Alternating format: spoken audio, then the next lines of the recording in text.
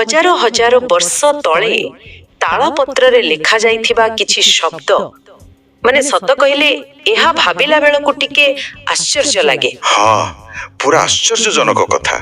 सही समय रे भी एमिति कल्पना करा जाइथिला। एकदम से शब्द गुड़िक एमिति एक समयर चित्र आंकी थिला जोठी महामारी आसीबो, समुद्र तार सीमा लंघिबो आउ समाज रे गोटे विराट परिवर्तन घटिबो। ठीक कथा। आउ आजिर दिन रे आपण देखंतु कोटी कोटी टंकार अत्याधुनिक लैबोरेटरी रे बसी बड़ बड़ वैज्ञानिक माने सुपर कंप्यूटर व्यवहार करी ठीक से समान विपद विषय रे चेतावनी दउछंती। माने कथाटा बोली बोली सेठी आसी पहुंचुची। विज्ञान भी सही कहूची। हाँ, तेबे एबे गोटे बड़ प्रश्न उठुची आम सामनारे। आमे काहा उपरे अधिक भरोसा करिबा, सेही प्राचीन अंतर्दृष्टि उपरे ना एही आधुनिक तथ्य उपरे? सेटा ही तो सबठारु बड़ द्वंद्व, काहाको मानिबा और काहाको छाडिबा। आज्ञा तेनु आजी आमे जेउ उत्स गुड़िकर एक गभीर विश्लेषण करिबा को जाउछु ताहा एक अति पुराना अथच सबुठारु जीवंत वितर्क उपरे आधारित मालिका एवं विज्ञान। हाँ, एई दुईटी शब्द भितरे जेमिति गोटे महा संघर्ष लुचि रहिछि। पूरा सत्य।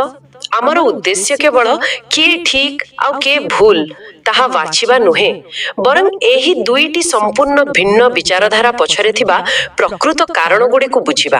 आउ एहा बहुत जरूरी मध्य, कारण गोटे पटे मालिका अछि जहा संपूर्ण भावरे विश्वास उपरे छिड़ा होईछि, आउ अन्य पटे विज्ञान माने जिए कि केवल कठोर प्रमाण खोजे।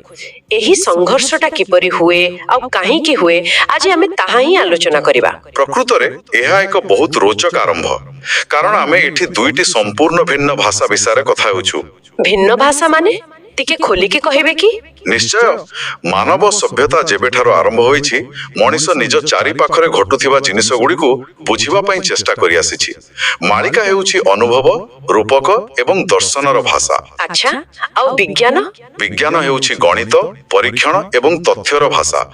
आमे जो उत्सव गुडी को आधार करिछु से गुडी को बारंबार गोटे दिग को इशारा करूछंती। माने सेही विश्वास आ प्रमाणर लड़ाई दिग को? एकदम। एही दुईटी मध्यरे थिबा मुख्य फरक ही होउछि विश्वास बनाम प्रमाण।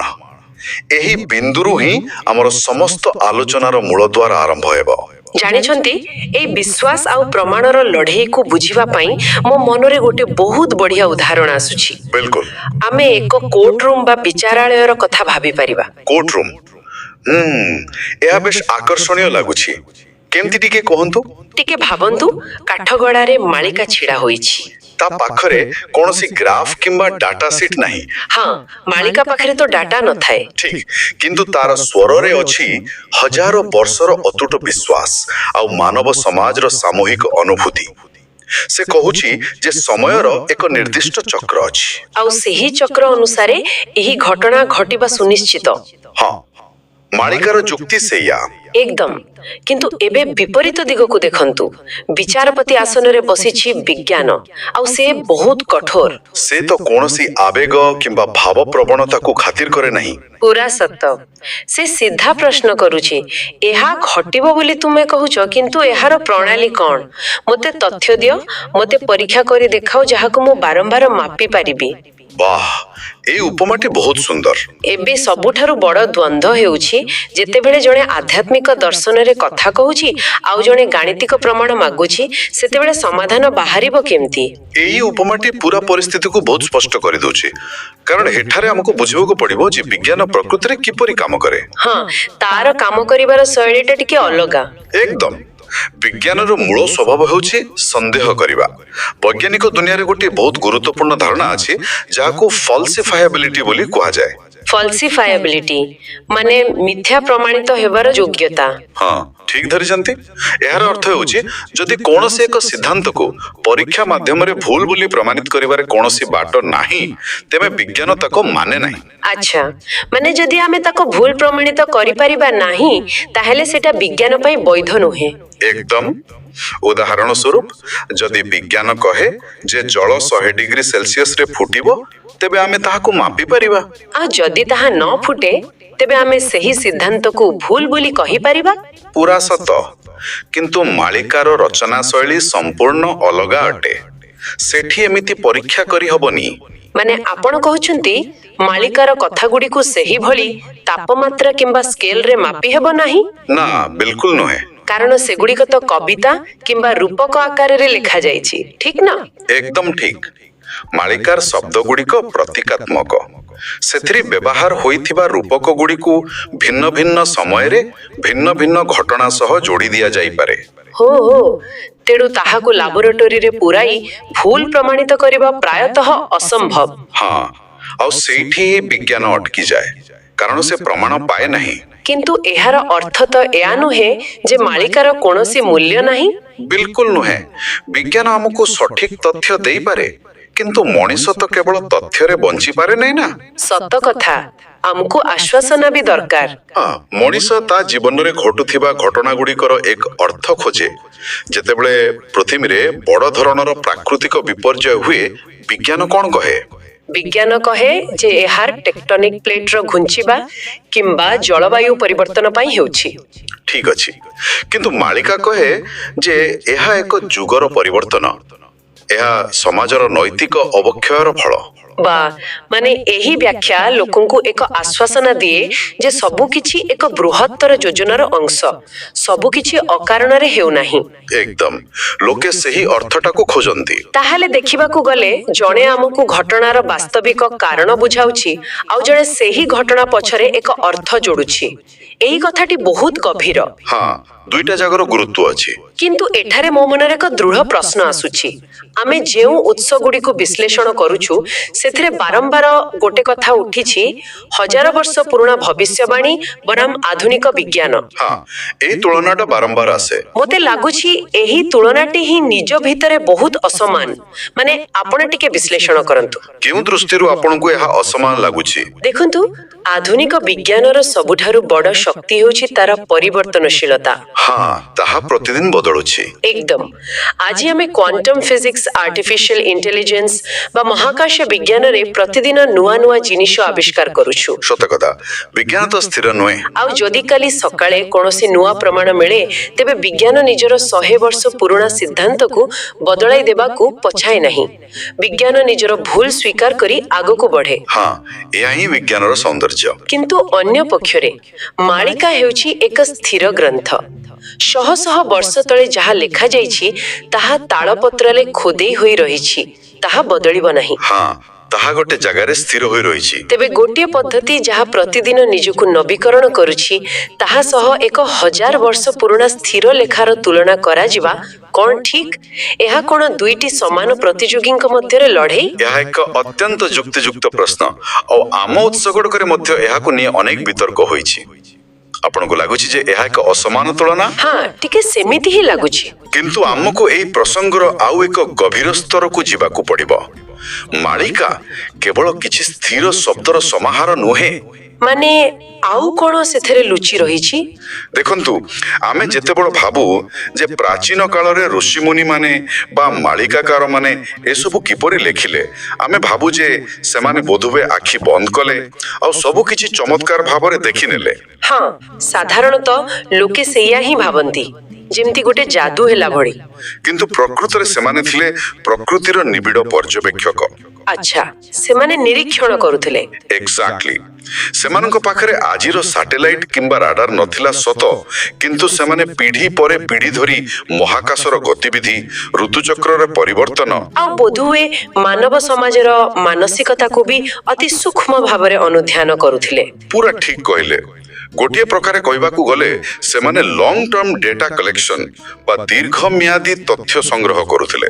ବାଃ, ମାନେ ସେମାନଙ୍କର ବି ନିଜସ୍ୱ ଏକ ଅନୁସନ୍ଧାନ ପଦ୍ଧତି ଥିଲା, ଯାହା ଆଜିର ଯାନ୍ତ୍ରିକ ପଦ୍ଧତି ଠାରୁ କେବଳ ଭିନ୍ନ ଥିଲା। ସମ୍ପୂର୍ଣ୍ଣ ରୂପେ ଭିନ୍ନ। ଆଉ ଏଠାରେ ସବୁଠାରୁ ବଡ଼ ପ୍ରଭେଦ ହେଉଛି ସମୟକୁ ଦେଖିବାର ଦୃଷ୍ଟିକୋଣ। ସମୟକୁ ଦେଖିବାର ଦୃଷ୍ଟିକୋଣ, ଏହା କେମିତି ଅଲଗା? ଦେଖନ୍ତୁ, ଆଧୁନିକ ବିଜ୍ଞାନ ସମୟକୁ ଏକ ସରଳ ରେଖା ବା ଲିନିୟର ଆକାରରେ ଦେଖେ। ମାନେ ଅତୀତରୁ ବର୍ତ୍ତମାନ ଆଉ ତାପରେ ସିଧା ଭବିଷ୍ୟତ ଆଡ଼କୁ ଆଗେଇବା। ଠିକ। କିନ୍ତୁ ପ୍ରାଚୀନ ଦର୍ଶନ ଏବଂ ମାଳିକା ସମୟକୁ ଏକ ଚକ୍ର ବା ସାଇକ୍ଲିକାଲ ଆକାରରେ ଦେଖେ। ଯୁଗ ପରେ ଯୁଗ ଆସେ। ଆଚ୍ଛା, ମାନେ ଯାହା ଅତୀତରେ ଘଟିଛି ତାହା ଭବିଷ୍ୟତରେ ପୁଣି ଏକ ନୂଆ ରୂପରେ ଘଟିବ। ଏକଦମ। ସୃଷ୍ଟି, ସ୍ଥିତି ଏବଂ ବିଲୟର ଏକ ଚକ୍ର ଅଛି। ତେଣୁ ଯେତେବେଳେ ଲୋକେ ଆଜିର ଅନିଶ୍ଚିତତା ଦେଖନ୍ତି, ଯେମିତିକି ହଠାତ୍ ଗୋଟେ ଅଜଣା ରୋଗ ବ୍ୟାପିବା କିମ୍ବା ପାଣିପାଗରେ ଅସ୍ୱାଭାବିକ ପରିବର୍ତ୍ତନ ହେବା, ହଁ, ସେତେବେଳେ ଏହି ପ୍ରତିଦିନ ବଦଳୁଥିବା ବିଜ୍ଞାନ ସେମାନଙ୍କୁ ସମସ୍ୟାର ଉତ୍ସ ବତାଇ ଦିଏ ସତ, କିନ୍ତୁ ମାନସିକ ସ୍ଥିରତା ଦେଇପାରେ ନାହିଁ। ସତ କଥା, ମଣିଷର ମସ୍ତିଷ୍କ ଅନିଶ୍ଚିତତାକୁ ବହୁତ ଡରେ। ଆଉ ସେଇଥିପାଇଁ ଲୋକେ ସେଇ ହଜାର ବର୍ଷ ପୁରୁଣା ସ୍ଥିର ଲେଖା ଆଡ଼କୁ ଆକର୍ଷିତ ହୁଅନ୍ତି, କାରଣ ତାହା ଏକ ସମ୍ପୂର୍ଣ୍ଣ କାହାଣୀ ପ୍ରଦାନ କରେ। ମାନେ ଏହା ଲୋକଙ୍କୁ ବିଶ୍ୱାସ ଦିଏ ଯେ ଏହି ବିପର୍ଯ୍ୟୟ ଏକ ଅନ୍ତ ନୁହେଁ, ବରଂ ଏକ ନୂତନ ଆରମ୍ଭର ପ୍ରକ୍ରିୟା। ଏକଦମ ଠିକ ଧରିଲେ। ସେଥିପାଇଁ ଏହା ଏକ ଅସମାନ ପ୍ରତିଯୋଗିତା ହେଲେ ମଧ୍ୟ ମଣିଷ ପାଇଁ ଉଭୟର ଆବଶ୍ୟକତା ରହିଛି। ଆପଣ ଏହି ଯୋଉ ଚକ୍ରାକାର ସମୟ ଆଉ ସରଳ ରୈଖିକ ସମୟର କଥା ଉଠାଇଲେ, ଏହା ବାସ୍ତବରେ ମୋର ଚିନ୍ତାଧାରାକୁ ସମ୍ପୂର୍ଣ୍ଣ ବଦଳାଇ ଦେଲା। ହଁ, ଏହା ଗୋଟେ ବହୁତ ଗଭୀର ଦର୍ଶନ। ଯଦି ଆମେ ଏହି ଦୃଷ୍ଟିକୋଣରୁ ଦେଖିବା, ତେବେ ଏହା କେବଳ ପ୍ରତିଯୋଗିତା ନୁହେଁ, ଆମର ଉତ୍ସଗୁଡ଼ିକ ମଧ୍ୟ ଆଉ ଏକ ଦିଗକୁ ଅଙ୍ଗୁଳି ନିର୍ଦ୍ଦେଶ କରୁଛନ୍ତି। କେଉଁ ଦିଗକୁ? ଏହି ଦୁଇଟି ମଧ୍ୟରେ କେବଳ ବିରୋଧାଭାସ ନାହିଁ, ବରଂ ଏକ ସମ୍ଭାବ୍ୟ ସହଯୋଗ ମଧ୍ୟ ଲୁଚି ରହିଛି। ଆମେ ସବୁବେଳେ ଭାବୁ ଯେ ମାଳିକା ଓ ବିଜ୍ଞାନ ପରସ୍ପରରୁ ଘୋର ଶତ୍ରୁ। ହଁ, ଲୋକେ ଭାବନ୍ତି ଯେ ଜଣେ ବାମକୁ ଗଲେ ଆଉ ଜଣେ ଡାହାଣକୁ ଯିବ। କିନ୍ତୁ କଣ ଏମିତି ହୋଇନପାରେ ଯେ ଗୋଟିଏ ଆମକୁ କଣ ହେବ ତାର ସୂଚନା ଦେଉଛି, ଆଉ ଅନ୍ୟଟି କିପରି ହେବ ଏବଂ ତାକୁ କେମିତି ରୋକାଯିବ ତାର ପ୍ରଣାଳୀ ବତାଇ ଦେଉଛି? ବାଃ, ଏହା ଗୋଟେ ବହୁତ ନୂଆ ଆଙ୍ଗେଲ। ଏହାକୁ ଆଉ ଟିକେ ବିସ୍ତୃତ ଭାବେ ବୁଝାନ୍ତୁ। ଆପଣ ଠିକ କେଉଁ ଅର୍ଥରେ ଏହି ସହଯୋଗ କଥା କହୁଛନ୍ତି? ନିଶ୍ଚୟ। ଧରି ନିଅନ୍ତୁ, ମାଳିକାରେ ଏକ ରୂପକ ବର୍ଣ୍ଣନା କରାଯାଇଛି ଯେ ଶେଷ ଯୁଗରେ ପାଣି ପବନ ବିଷାକ୍ତ ହୋଇଯିବ। ହଁ, ଯାହାକି ଆମେ ଆଜିକାଲି ଦେଖିବାକୁ ପାଉଛୁ। ଆଉ ମଣିଷ ନିଜ ସ୍ୱାର୍ଥ ପାଇଁ ପ୍ରକୃତିକୁ ଧ୍ୱଂସ କରିବ ଏବଂ ତାହାର ଭୟଙ୍କର ପରିଣାମ ଭୋଗିବ। ଏହା ହେଉଛି ଏକ ବୃହତ ଦର୍ଶନ ଏବଂ ଏକ ସତର୍କ ଘଣ୍ଟି। ମାନେ ଏହା ଏକ ନୈତିକ ବାର୍ତ୍ତା ଯାହା ମଣିଷର ଆଚରଣକୁ ନିୟନ୍ତ୍ରଣ କରିବା ପାଇଁ ଉଦ୍ଦିଷ୍ଟ। ଏକଦମ। ଏବେ ଆମେ ଯଦି ବିଜ୍ଞାନ ଦିଗକୁ ଚାହିଁବା, ବିଜ୍ଞାନ କଣ କହୁଛି? ବିଜ୍ଞାନ କହୁଛି ଗ୍ରୀନ ହାଉସ ଗ୍ୟାସ ବଢୁଛି, କାର୍ବନ ଏମିଶନ ଯୋଗୁଁ ବାୟୁମଣ୍ଡଳ ବିଷାକ୍ତ ହେଉଛି, ଆଉ ଗ୍ଲୋବାଲ ୱାର୍ମିଂ ଯୋଗୁଁ ଗ୍ଲେସିୟର ତରଳୁଛି। ଠିକ। ଆଉ ବିଜ୍ଞାନ ଆମକୁ ଏହି ସମସ୍ୟା ସହ ଲଢିବା ପାଇଁ ଟେକ୍ନୋଲୋଜି ଦେଉଛି, ପରିବେଶ ସୁରକ୍ଷା ନିୟମ ବନାଉଛି। ମୁଁ ଏବେ ବୁଝିପାରୁଛି ଆପଣ କଣ କହିବାକୁ ଚାହୁଁଛନ୍ତି। ତାହା ହେଲେ ଦେଖନ୍ତୁ, ମାଳିକା ଆମକୁ ରୋଗର ଲକ୍ଷଣ ଆଉ କାରଣ ନୈତିକ ଭାଷାରେ ବୁଝାଇଲା, ଆଉ ବିଜ୍ଞାନ ସେହି ରୋଗର ଚିକିତ୍ସା କ୍ଲିନିକାଲ ଭାଷାରେ କରୁଛି। ବହୁତ ସୁନ୍ଦର ବିଶ୍ଳେଷଣ। ତେଣୁ ସେମାନେ ପ୍ରତିଦ୍ୱନ୍ଦିନୀ କାହିଁକି ହେବେ? ସେମାନେ ତ ଏକାଠି ମିଶି କାମ କଲା ଭଳି ମନେ ହେଉଛନ୍ତି। ମାନେ ଗୋଟିଏ ଆତ୍ମାକୁ ସଜାଗ କରୁଛି ଆଉ ଗୋଟିଏ ମସ୍ତିଷ୍କକୁ ବ୍ୟବହାର କରିବାକୁ ଶିଖାଉଛି। ଏହି ବିଶ୍ଳେଷଣଟି ଅତ୍ୟନ୍ତ ପରିପକ୍ୱ ଏବଂ ଆମର ଉତ୍ସଗୁଡ଼ିକ ମଧ୍ୟ ଏହି ଚିନ୍ତାଧାରାକୁ ସମ୍ପୂର୍ଣ୍ଣ ସମର୍ଥନ କରନ୍ତି। ସତରେ ଆମ ଉତ୍ସରେ ବି ଏହା ଅଛି। ହଁ, ଯଦି ଆମେ ସମାଜକୁ ଏକ ଗାଡ଼ି ସହ ତୁଳନା କରିବା, ତେବେ ବିଜ୍ଞାନ ହେଉଛି ସେହି ଗାଡ଼ିର ଇଞ୍ଜିନ, ଯାହା ତାକୁ ଆଗକୁ ନେବାର ଶକ୍ତି ପ୍ରଦାନ କରେ। ଠିକ। କିନ୍ତୁ ବିନା ଷ୍ଟିୟରିଂ ଆଉ ବିନା ଦିଗଦର୍ଶନରେ କେବଳ ଇଞ୍ଜିନ ଗାଡ଼ିକୁ ସଠିକ ରାସ୍ତାରେ ନେଇପାରିବ କି? ନା, ବିଲକୁଲ ନୁହେଁ। ଗାଡ଼ି ତ ଦୁର୍ଘଟଣାଗ୍ରସ୍ତ ହେବ। ସେଇଠି ହିଁ ମାଳିକା ଏବଂ ପ୍ରାଚୀନ ଦର୍ଶନର ଆବଶ୍ୟକତା ପଡ଼େ। ସେଗୁଡ଼ିକ ହେଉଛି ସେହି ଷ୍ଟିୟରିଂ ଯାହା ମଣିଷକୁ ଏକ ନୈତିକ ଦିଗଦର୍ଶନ ଦିଏ। ଏକଦମ। କାରଣ ବିଜ୍ଞାନ କେବେ ହେଲେ ଆମକୁ କହିବ ନାହିଁ ଯେ ଦୟା, କ୍ଷମା କିମ୍ବା ପ୍ରକୃତି ପ୍ରତି ଭଲ ପାଇବା କାହିଁକି ଜରୁରୀ। ପୁରା ସତ। ବିଜ୍ଞାନ କେବଳ ତଥ୍ୟ ରଖିଦେବ, କିନ୍ତୁ ମାଳିକା ଭଳି ପ୍ରାଚୀନ ଗ୍ରନ୍ଥଗୁଡ଼ିକ ସମାଜକୁ ସୂଚାଇ ଦିଅନ୍ତି ଯେ ଯଦି ତୁମେ ନିଜର ଆଚରଣ ନ ବଦଳାଅ, ତେବେ ପ୍ରକୃତି ନିଜେ ତାର ସନ୍ତୁଳନ ରକ୍ଷା କରିବ, ଯାହା ମଣିଷ ପାଇଁ ଧ୍ୱଂସକାରୀ ହୋଇପାରେ। ହଁ, ପ୍ରକୃତରେ ମାନେ ଏହା ଏକ ସାମାଜିକ ନିୟନ୍ତ୍ରଣର ବ୍ୟବସ୍ଥା ଭଳି ଲାଗୁଛି। ହଁ, ଏକ ଆଭ୍ୟନ୍ତରୀଣ ସାମାଜିକ ନିୟନ୍ତ୍ରଣ। ତେଣୁ ଯେତେବେଳେ ଆମେ ସତ୍ୟର ସନ୍ଧାନ କରୁଛୁ, ଆମକୁ ଉଭୟ ଦୃଷ୍ଟିକୋଣକୁ ସମ୍ମାନ ଦେବାକୁ ପଡ଼ିବ। ଠିକ କଥା। ଯେତେବେଳେ ଏକ ମହାମାରୀ ଆସେ, ବିଜ୍ଞାନ ଆମକୁ ଭ୍ୟାକ୍ସିନ ତିଆରି କରି ବଞ୍ଚିବାର ଉପାୟ ଦିଏ। କିନ୍ତୁ ସେହି ସମୟରେ ଲୋକଙ୍କ ମନରେ ଯେଉଁ ଭୟ, ଅସହାୟତା ଆଉ ଦୁଃଖ ଥାଏ, ହଁ, ତାକୁ ସମ୍ଭାଳିବା ପାଇଁ ଏକ ଦୃଢ଼ ବିଶ୍ୱାସର ଆବଶ୍ୟକତା ଥାଏ। ମାଳିକା ସେହି ଆଶ୍ୱାସନା ପ୍ରଦାନ କରେ ଯେ ଏହି ବିପର୍ଯ୍ୟୟ ପରେ ଏକ ସୁନ୍ଦର ଭବିଷ୍ୟତ ଆସିବାର ଅଛି। ମାନେ ଏହି ଦୁଇଟି ମାଧ୍ୟମ ଅଲଗା ଅଲଗା ବାଟେ ଜଣାଉଥିଲେ ବି ସେମାନଙ୍କର ଅନ୍ତିମ ଲକ୍ଷ୍ୟ ହେଉଛି ମାନବ ସମାଜର ସୁରକ୍ଷା ଏବଂ ମଙ୍ଗଳ। ଏକଦମ। ଆଉ ଆମକୁ କେବଳ ଗୋଟିଏ ପକ୍ଷ ନେଇ ଅନ୍ୟଟିକୁ ଖାରଜ କରିବାର ଆବଶ୍ୟକତା ନାହିଁ। ବରଂ ଦୁଇଟି ଯାକ ମାଧ୍ୟମ କିପରି ସମାଜକୁ ସାହାଯ୍ୟ କରିପାରିବେ ତାହା ହିଁ ଆମର ଆଲୋଚନାର ସବୁଠାରୁ ବଡ଼ ନିଷ୍କର୍ଷ ହେବା ଉଚିତ। ବହୁତ ସୁନ୍ଦର କଥା କାରେ ସତ୍ୟ ଜ୍ଞାନ ଆମେ କଣ ଯୋଉ କହୁଛି? ଯାତ୍ରା ଆରମ୍ଭ କରିଥିଲେ ତାହା ବର୍ତ୍ତମାନ ଏକ ସ୍ପଷ୍ଟ ଚିତ୍ର ନେଇ ଆସିଛି। ହଁ, ସବୁ କିଛି ଏବେ ଜଳ ଜଳ ହୋଇ ଦିଶୁଛି। ଆଜିର ଏହି ଗଭୀର ଆଲୋଚନାକୁ ଯଦି ଆମେ ଏକାଠି କରିବା ତେବେ କଥାଟି ଏହିପରି ଛିଡ଼ା ହେଉଛି। ପ୍ରାରମ୍ଭରେ ଆମେ ଦେଖିଲେ ଏକ ବିରାଟ ସଂଘର୍ଷ। ଗୋଟିଏ ପଟେ କେବଳ ବିଶ୍ୱାସ ଏବଂ ଅନ୍ତର୍ଦୃଷ୍ଟିରେ ପୂର୍ଣ୍ଣ 1000 ବର୍ଷ ପୁରୁଣା ମାଳିକା, ଆଉ ଅନ୍ୟପଟେ ପ୍ରମାଣ ଏବଂ ପରୀକ୍ଷା ଉପରେ ଆଧାରିତ ଆଧୁନିକ ବିଜ୍ଞାନ। ଆମେ ବୁଝିଲେ ଯେ ସେମାନଙ୍କର ଭାଷା ଅଲଗା। ହଁ, ଜଣେ ରୂପକ ମାଧ୍ୟମରେ କଥା କୁହେ ଯାହାକୁ ଲାବୋରେଟୋରୀରେ ଭୁଲ କିମ୍ବା ଠିକ ପ୍ରମାଣିତ କରିବା କଷ୍ଟକର। ଆଉ ସତ୍ୟ ଜ୍ଞାନ କଣ ଅନ୍ୟଟି କହୁଛି? କେବଳ ସେହି କଥାକୁ ମାନେ ଯାହାକୁ ସେ ବାରମ୍ବାର ପରୀକ୍ଷା କରି ମାପି ପାରିବ। କିନ୍ତୁ ଆମେ ଯେତେ ଗଭୀରକୁ ଗଲୁ ସେତେ ସ୍ପଷ୍ଟ ହେଲା ଯେ ଏହା କେବଳ ଏକ ଲଢ଼େଇ ନୁହେଁ। ବିଲକୁଲ, ପ୍ରାଚୀନ ଋଷିମୁନିମାନଙ୍କର ଦୀର୍ଘମିଆଦୀ ପର୍ଯ୍ୟବେକ୍ଷଣ ଆଉ ବିଜ୍ଞାନର ତୁରନ୍ତ ଆବିଷ୍କାର, ଏ ଦୁଇଟି ମିଶି ମାନବ ସମାଜର ଦୁଇଟି ଅଲଗା ଅଲଗା ଆବଶ୍ୟକତା ପୂରଣ କରୁଛନ୍ତି। ସତ କଥା, ବିଜ୍ଞାନ ଆମକୁ ବାସ୍ତବିକ ସମସ୍ୟାର ଯାନ୍ତ୍ରିକ ସମାଧାନ ଦେଉଛି। ଏବଂ ମାଳିକା ଆମକୁ ସେହି ସମୟରେ ମାନସିକ ଶାନ୍ତି, ନୈତିକ ମୂଲ୍ୟବୋଧ ଏବଂ ସମୟର ଚକ୍ରାକାର ଗତି ବିଷୟରେ ଜ୍ଞାନ ଦେଉଛନ୍ତି। ମାନେ ଉଭୟର ନିଜ ନିଜ ସ୍ଥାନରେ ଏକ ବିଶାଳ ସତ୍ୟର ସନ୍ଧାନ କରୁଛନ୍ତି। ଏକଦମ ସଠିକ। ମାନେ ଏହି ବିଶ୍ଳେଷଣରୁ ମୋତେ ବହୁତ କିଛି ନୂଆ ଦୃଷ୍ଟିକୋଣ ମିଳିଲା। ଏହା ହିଁ ଆମର ଆଲୋଚନାର ସାରାଂଶ। ଏବଂ ଆମେ ସର୍ବଦା ମନେ ରଖିବା ଉଚିତ ଯେ ଏକ ପରିପକ୍ୱ ସମାଜ ଉଭୟ ଯୁକ୍ତି ଏବଂ ଦର୍ଶନକୁ ନେଇ ଗଢ଼ି ଉଠେ। ପୁରା ସତ, ଦୁଇଟା ଯାକ ଦରକାର। ତେବେ ଆମର ଆଲୋଚନାକୁ ସମାପ୍ତ କରିବା ପୂର୍ବରୁ ମୁଁ ଏକ ନୂଆ ଚିନ୍ତାଧାରା ରଖିବାକୁ ଚାହୁଁଛି ଆମ ଶ୍ରୋତାମାନଙ୍କ ପାଇଁ। ନୂଆ ଚିନ୍ତାଧାରା? ନିଶ୍ଚୟ। ସେ ଚିନ୍ତାଧାରାଟି କ'ଣ? ଏହି ବିଚାରଟି ଯେତେ ସମୟ ଧରି ଆଲୋଚନା ହୋଇଥିବା ବିଶ୍ୱାସ ଆଉ ପ୍ରମାଣର ଲଢ଼ାଇକୁ ଏକ ଭିନ୍ନ ମୋଡ଼ ଦେଇପାରେ। ଟିକେ କଳ୍ପନା କରନ୍ତୁ ଏମିତି ଏକ ପରିସ୍ଥିତିର। ଆଚ୍ଛା, କ'ଣ ସେ ପରିସ୍ଥିତି? ଧରି ନିଅନ୍ତୁ ଆଜିଠାରୁ କିଛି ଦଶନ୍ଧି ପରେ କିମ୍ବା 100 ବର୍ଷ ପରେ ଆଧୁନିକ ବିଜ୍ଞାନ ତାର ଅତ୍ୟାଧୁନିକ ଯନ୍ତ୍ରପାତି ଆଉ ନିର୍ଭୁଲ ତଥ୍ୟ ମାଧ୍ୟମରେ ଗୋଟିଏ ଜିନିଷ ଆବିଷ୍କାର କଲା। ତାପରେ?